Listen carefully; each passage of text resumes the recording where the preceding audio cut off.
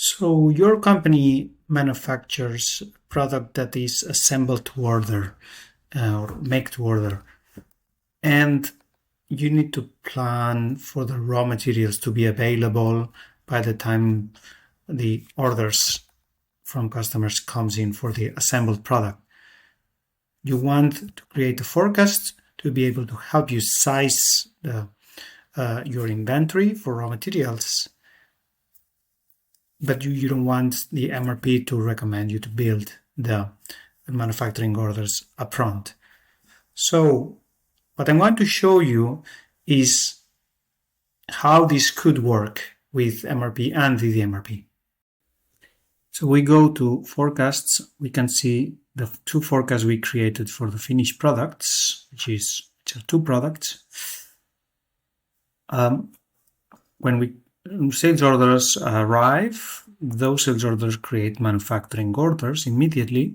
So this is the assembled order scenario, and they require all those raw materials to complete. The raw materials are buffered.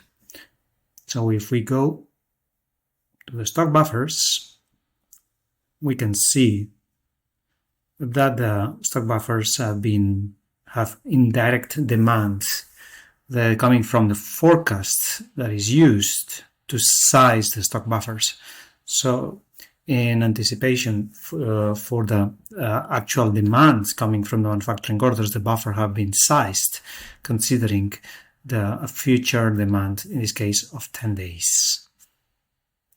If we go to manufacturing and the MRP is not suggesting anything because the finished product is assembled to order, so a manufacturing order is not recommended through MRP, but created directly from the sales order, and the raw materials are buffered, therefore are not managed under MRP.